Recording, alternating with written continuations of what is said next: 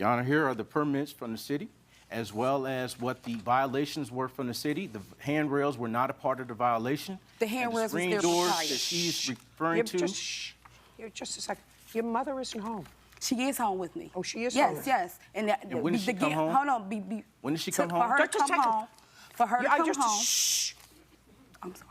But to get her home, she would need the handrails in the front door like they were. They were there prior to the fire. They were there when he did the demolition. Okay. I asked them to be done, put back on there. Well, the date of this notice is in June of 2000. Right, he still... I'm sorry. The date of this notice is 2018. He didn't finish the work in June of 2018. Okay. That was the violation. The highlighted ones is the ones he still haven't done. Listen, I don't know that. Then you give me something from the city that says there are violations. This is a violation notice. Okay. Ms. Thomas, I'm not stupid. Okay. This is a violation notice before he did the work. Okay. All right. What I want to know is, you had an argument at some point with your uncle and said that he pushed you, exacerbating an old back injury. I'd like to see the medical report. I ain't go to the hospital. That's gone. But my son is right here. Hold on. No, Your Honor. My son could tell you he shoved and pushed me. Listen, listen to me. Pay careful attention I'm to sorry. me. I'm going too fast. It's gone. Okay. It's over. It was over. It's gone. Now it's over. So your counterclaim is over. Oh, my counterclaim is over. Hold on, Judge Judy. It's if over. he's able to present his case, so am I. Well, hold on. He came on the property. He assaulted me, demanded money. He was intoxicated. Miss You Thomas, need to hear everything. Thomas, My son can tell Miss you Thomas, exactly what happened. Miss My Thomas. voice need to be heard as well. That's Miss not Thomas, fair. I'm telling you what the law is. But I'm telling you what the law is. You're right. He's allowed. An assault require paperwork, right? No. Physical injury. Okay. And But it was I don't already approved. and I don't believe you unless I have a report that says on such and such a date Judy, but my son is right here. He can testify what my uncle did. You're not. It is what it is. Okay. Unless I have a report that says, because the two of you did this fine together. Right. That didn't require an answer. That Miss Thomas came to see me on February whatever, on April whatever, complaining of a bad back. I looked at her back and there was a bruise, a swelling, a something. I'm not interested in hearing from your son. Okay.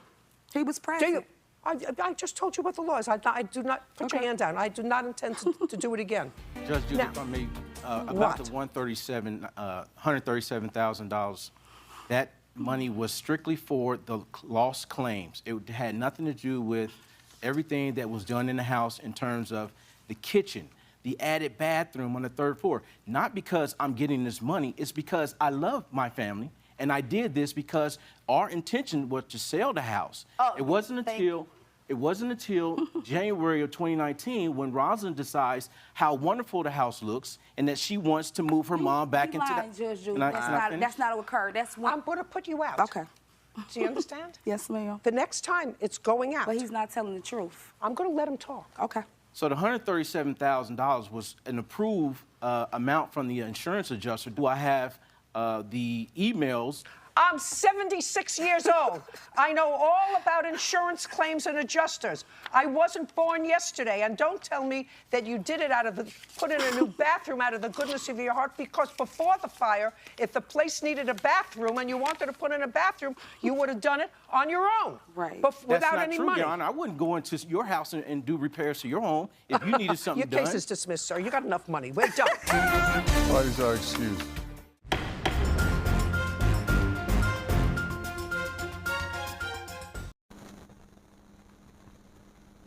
আসসালামু আলাইকুম, বিসমিল্লাহির রহমানির রহিম।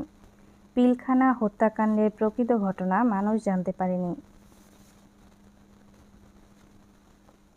2009 সালের 25 ও 26 ফেব্রুয়ারি রাজধানীর পিলখানায় তৎকালীন BDR সদর দফতরে নির্মম ও নৃশংস হত্যাকাণ্ডের ঘটনা নিয়ে কথা বলেছেন তৎকালীন সেনাপ্রধান জেনারেল অব মঈন ইউ আহমেদ। তিনি বলেছেন, হত্যাকাণ্ডটি নিয়ে 15 বছরে শুধু বিগত সরকারের কথা শুনতে হয়েছে। প্রকৃত ঘটনা অনেকের কাছেই অজানা, আবার জনগণও জানতে পারেনি। যুক্তরাষ্ট্রের ফ্লোরিডায় অবস্থানরত মঈন আহমেদ গত বৃহস্পতিবার রাত তার নিজের ইউটিউব চ্যানেলে ওই হত্যাকাণ্ড নিয়ে নিজের ভাষ্য তুলে ধরেন। মঈন আহমেদ নামের ইউটিউব চ্যানেল ও বক্তব্য নিজের বলে প্রথম আলোকে গতকাল মুঠোফোনে নিশ্চিত করেছেন মঈন আহমেদ। তিনি বলেন, আওয়ামী লীগ সরকার থাকাকালে তিনি কথাগুলো বলতে চেয়েও বলতে পারেননি। তবে তিনি মনে করেন তখন সেনাবাহিনী কী ভূমিকা নিয়েছিল এবং ঘটনা কী ছিল সে সম্পর্কে মানুষের জানা উচিত। বাংলাদেশের পরিবর্তিত পরিস্থিতিতে তিনি এখন ঘটনাগুলো তুলে ধরতে পারছেন। মঈন আহমেদ প্রথম আলোকে আরও বলেন, তিনি অসুস্থ, চিকিৎসা নিচ্ছেন। এর মধ্যেই তিনি ঘটনা তুলে ধরেছেন।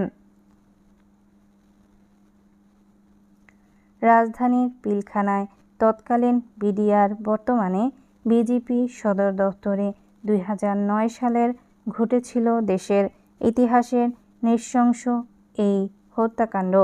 বিডিআরের বিদ্রোহে ওই সময় 57 জন সেনা কর্মকর্তা সহ মোট 74 জনকে হত্যা করা হয়। মঈন আহমেদ 25 আগস্ট ইউটিউব চ্যানেলটি খোলেন। সেখানে 29 মিনিটের ভিডিও বার্তায় তিনি সেদিনের ঘটনা তুলে ধরেন। তিনি বলেন, বিডিআর বিদ্রোহের ঘটনায় সেনাবাহিনী ও তৎকালীন সেনাপ্রধানের ভূমিকা অনেকেরই জানা নেই। অনেকে নেতিবাচক ধারণা পোষণ করছেন। ভূমিকা কী ছিল তা তিনি জানাতে চান। মঈন আহমেদ বলেন, সেনাবাহিনীর অব্যবহৃত কিছু অস্ত্র বিডিআরকে দেওয়া নিয়ে বাহিনীটির তৎকালীন পরিচালক ডিজি মেজর জেনারেল শাকিল আহমেদের হত্যাকাণ্ডে নিহত সঙ্গে 2009 সালের 25 ফেব্রুয়ারি সকালে তার কথা হয়। তিনি অস্ত্রগুলো নিতে রাজি হন। তখন পর্যন্ত বিদ্রোহ সম্পর্কে তিনি বিডিআরের ডিজি কিছুই জানাতে না বলেই সাবেক সেনাপ্রধানের বিশ্বাস। একটি বৈঠকে থাকার সময় ওই দিন সকাল 9:30টার দিকে পিলখানায় কিছু একটা ঘটার তথ্য জানতে পারেন বলে উল্লেখ করেন মঈন আহমেদ। তিনি বলেন, আমার প্রিন্সিপাল সেক্রেটারি কর্নেল ফিরোজ রুমে প্রবেশ করেন এবং আমাকে কানে কানে বলেন, পিলখানায় গণ্ডগোল হচ্ছে, আপনার দিক নির্দেশনা প্রয়োজন।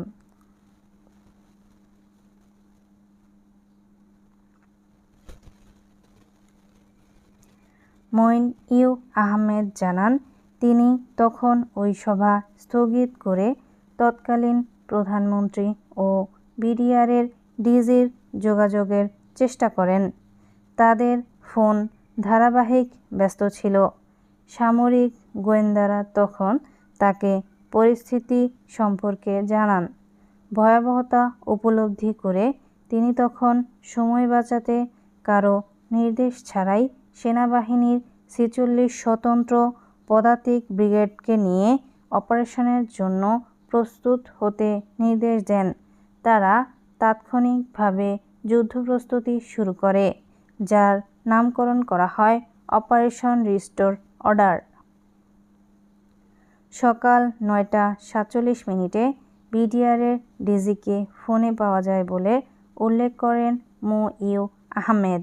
তিনি বলেন, বিডিআর ডিজি এক ভয়াবহ পরিস্থিতির সংক্ষিপ্ত বিবরণ দেন।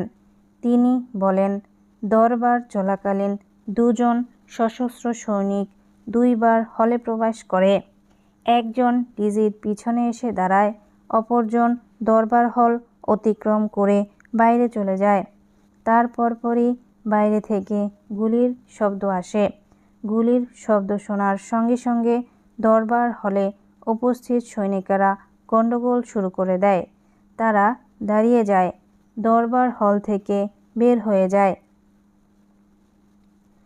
মঈন ইউ আহমেদ বলেন, মনে হলো সব পরিকল্পনার অংশ, পরিকল্পনা অনুযায়ী বাস্তবায়িত হচ্ছে।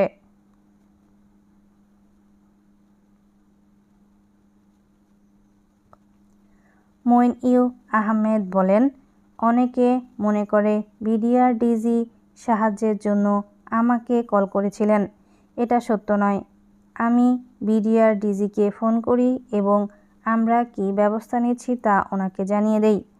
ওই দিন সকাল 9টা 54 তৎকালীন প্রধানমন্ত্রী শেখ হাসিনার সঙ্গে মুঠোফোনে যোগাযোগ করা সম্ভব হয় বলে উল্লেখ করেন মঈন ইউ আহমেদ। তিনি বলেন, এর মধ্যেই তিনি শেখ হাসিনা বিডিআর বিদ্রোহ সম্পর্কে অনেক তথ্য পেয়ে গিয়েছিলেন।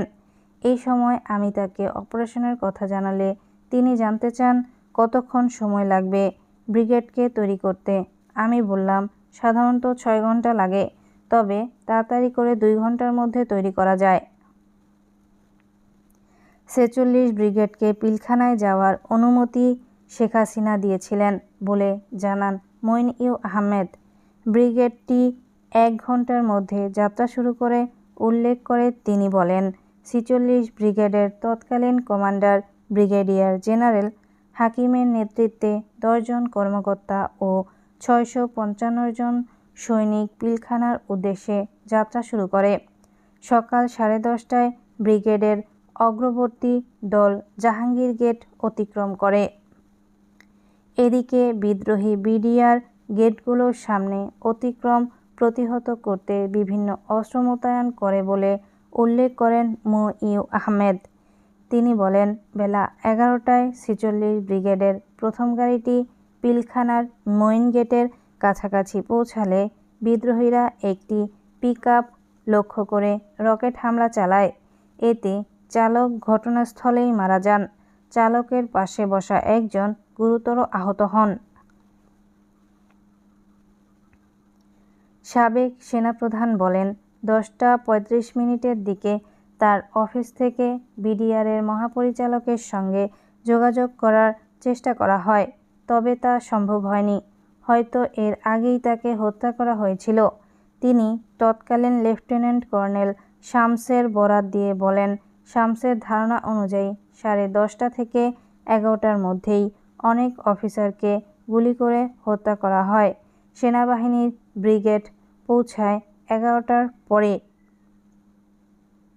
মঈন ইউ আহমেদ বলেন, ক্যাপ্টেন শফিক তার নেতৃত্বে 355 জন র্যাব সদস্য নিয়ে পিলখানায় পৌঁছান 10টার আগেই।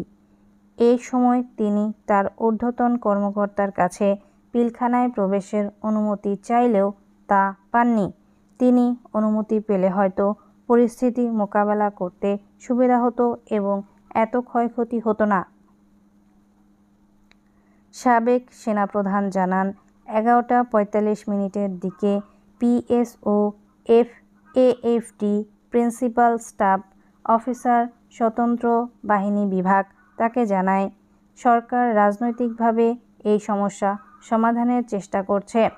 বিদ্রোহীরা দাবি করছে যে কোনো আলোচনার আগে সেনাবাহিনীকে এই এলাকা থেকে চলে যেতে হবে, তাই সরকার আদেশ করেছিল সেনাবাহিনীর সদস্যদের দৃষ্টির আড়ালে চলে যেতে হবে।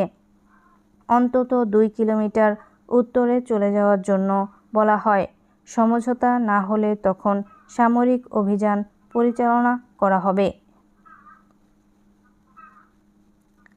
আনুমানিক দুপুর 12টায় পিএসও ফোন করে জরুরি ভিত্তিতে মঈন ইউ আহমেদকে সাবেক প্রধানমন্ত্রীর সঙ্গে দেখা করতে যমুনায় যেতে বলেন। তিনি সেখানে যান। মঈন ইউ আহমেদ বলেন, বেলা 1টার দিকে সাদা পতাকা নিয়ে আওয়ামী লীগ নেতা জাহাঙ্গীর কবির নানক ও মির্জা আজম আলোচনার জন্য পিলখানায় যান। এরই মধ্যে সরকার থেকে বলা হলো, সেনাবাহিনী পিলখানার প্রধান ফটক এলাকায় থাকবে। র্যাব ও পুলিশ আরও 2টি এলাকায়, ডেইরি গেট এলাকাটি অরক্ষিত ছিল। মঈন ইউ আহমেদ বলেন, যমুনায় গিয়ে তিনি অনেক লোককে দেখেন যাদের কোনো কাজ ছিল না, কৌতূহলবশত এসেছিলেন। মন্ত্রিসভা বৈঠক করছিল, কোনো সিদ্ধান্ত আসছিল না। ওই সময় পিলখানা থেকে পালিয়ে আসা একজন কর্মকর্তার কাছ থেকে তিনি জানতে পারেন সেখানে অনেককে হত্যা করা হয়েছে। মন্ত্রিসভার পর আরেকটি ছোট বৈঠক করে তিনি বাহিনীর প্রধানকে শেখ হাসিনা ডাকেন বলে উল্লেখ করেন। মইন-ই আহমেদ বলেন, তিনি যাওয়ার ১.৫ ঘণ্টা পরে বিমান ও নৌবাহিনীর প্রধান সেখানে যান। শেখ হাসিনা তাদের জানান, রাজনৈতিকভাবে সমস্যাটি সমাধানের চেষ্টা চলছে। শেখ ফজলে নূর তাপস, জাহাঙ্গীর কবির নানক ও মির্জা আজম বিদ্রোহীদের একটি দলকে নিয়ে যমুনায় আসছেন এবং তারা বিদ্রোহীরা সাধারণ ক্ষমা চায়। সাবেক প্রধানমন্ত্রী শেখ হাসিনা বলেন, বিদ্রোহীদের কিছু বলার থাকলে ৩ বাহিনীর প্রধান যেন তাদের বলেন। মইন-ই আহমেদ বলেন, তখন আমি তাকে শেখ হাসিনা বলি। অনেকে নিহত হয়েছেন, তাদের কোনো দাবি মানা যাবে না। আপনি তাদের বলবেন, প্রথমত অফিসার হত্যা এই মুহূর্তে বন্ধ করতে হবে। দ্বিতীয়ত যাদের আটক করা হয়েছে তাদের সবাইকে এখনই মুক্তি দিতে হবে। তৃতীয়ত অস্ত্রসহ বিদ্রোহীদের আত্মসমর্পণ করতে হবে এবং চতুর্থত সাধারণ ক্ষমা দেওয়ার প্রশ্নই ওঠে না। একটা পর্যায়ে শেখ হাসিনা বিদ্রোহীদের সঙ্গে বৈঠকে বসেন বলে উল্লেখ করেন মইন-ই আহমেদ। তিনি বৈঠকে শেখ ফজলে নূর তাপস, জাহাঙ্গীর কবির নানক ও মির্জা আজম ছিলেন। প্রথম পর্যায়ে আলোচনা তার জানা নেই। পরের পর্যায়ে তাকে ডাকা হয়। সেখানে সাবেক প্রধানমন্ত্রী সাধারণ ক্ষমা ঘোষণা করে বিদ্রোহীদের আত্মসমর্পণের জন্য বলেন। বিদ্রোহীরা ৬টা ৫৭ মিনিটে যমুনা থেকে পিলখানার উদ্দেশ্যে রওনা দেয়। সেখানে গিয়ে তারা ঘোষণা দেয়, সাধারণ ক্ষমার প্রজ্ঞাপন না হলে তারা আত্মসমর্পণ করবে না। তারা গোলাগুলিও শুরু করে, কর্মকর্তাদের খুঁজতে থাকে। মইন-ই আহমেদ বলেন, রাত ১২টায় তখনকার স্বরাষ্ট্রমন্ত্রী সাহারা খাতুন, শেখ ফজলে নূর তাপস ও তৎকালীন আইজিপি পুলিশের মহাপরিদর্শক পিলখানায় যান আলোচনার জন্য। এক পর্যায়ে বিদ্রোহীরা কিছু অস্ত্র সমর্পণ করে এবং ৮টি পরিবারকে মুক্তি দেয়। শুধু ৩টি পরিবার ছিল সেনা অফিসারদের। সাহারা খাতুন জানতেন অফিসারদের বন্দী করে রাখা হয়েছে। তিনি তাদের মুক্তির ব্যাপারে উদ্যোগ নেননি, কোনো খোঁজও নেননি। ২০০৯ সালের ২৬শে ফেব্রুয়ারি আবার গোলাগুলি শুরু করে বিদ্রোহীরা। সাবেক প্রধানমন্ত্রী সকাল ১০:৩০টায় তাকে ডেকে নেন, জানিয়ে মইন-ই আহমেদ বলেন, তাকে জানানো হয় বিদ্রোহীরা আত্মসমর্পণ না করলে সামরিক অভিযান পরিচালনা করা হবে। তিনি সাভার থেকে ট্যাঙ্ক আনার অনুমতি চান, সেটা দেয়া হয়। তিনি ট্যাঙ্ক রওনা দেওয়ার জন্য তাৎক্ষণিকভাবে নির্দেশ দেন। অন্য প্রস্তুতিও নেওয়া হয়। মইন-ই আহমেদ বলেন, সেনাবাহিনীর প্রস্তুতি ও ট্যাঙ্ক আসার কথা শুনে বিদ্রোহীরা কোনো শর্ত ছাড়া আত্মসমর্পণে রাজি হয়। শেখ হাসিনা বেলা ২টায় জাতির উদ্দেশ্যে ভাষণ দিয়ে বিদ্রোহীদের আত্মসমর্পণের সময়সীমা বেঁধে দেন। সেই পরামর্শ তিনি মইন-ই দিয়েছিলেন। সেনাবাহিনীর আক্রমণ প্রস্তুতি দেখে বিদ্রোহীরা আলোচনা ও আত্মসমর্পণের জন্য উদ্গ্রীব হয় এবং সাদা পতাকা টানিয়ে দেয়। রাতে সাবেক স্বরাষ্ট্রমন্ত্রীর নেতৃত্বে একটি দল পিলখানায় প্রবেশ করে এবং বিদ্রোহীরা আত্মসমর্পণ করে। এর মাধ্যমে ৩৩ ঘণ্টার বিদ্রোহীদের অবসান হয়। প্রাণ হারান ৫৭ জন কর্মকর্তা। তারা সেনাবাহিনীর মেরুদণ্ড ছিলেন। বিডিআর বিদ্রোহের ঘটনার তদন্ত নিয়েও কথা বলেন মইন-ই আহমেদ। তিনি বলেন, বিডিআর বিদ্রোহের ঘটনায় আমি যখন তদন্তের আদেশ দিই তখন আমাকে বলা হয়, যখন সরকার এই বিষয়ে তদন্ত করছে তখন আমাদের এর প্রয়োজনটা কী? মইন-ই আহমেদ বলেন, প্রতি উত্তরে তিনি বলেছিলেন, এত সেনা অফিসার হত্যার কারণ তাকে বের করতে হবে। তারপর সরকার আর উচ্চবাক্য করেনি। তবে তদন্তে সরকার তেমন সহায়তা করেনি। সেনাবাহিনীর তদন্ত কমিটির নেতৃত্ব দিয়েছিলেন লেফটেন্যান্ট জেনারেল জাহাঙ্গীর আলম চৌধুরী, বর্তমান স্বরাষ্ট্র উপদেষ্টা। মইনিউ আহমেদ বলেন, তিনি আশা করেন জাহাঙ্গীর আলম চৌধুরী তদন্ত কমিটি পুনর্গঠিত করে জড়িত ব্যক্তিদের বের করতে সক্ষম হবেন। তিনি নতুন সরকার গঠনের পর মুঠোফোনে স্বরাষ্ট্র উপদেষ্টার সঙ্গে কথা বলেছেন। বিডিআর হত্যাকাণ্ড নিয়ে মইনিউ আহমেদ বই লিখেছেন এবং তা শীঘ্রই প্রকাশিত হবে বলে ভিডিও বার্তায় উল্লেখ করেন।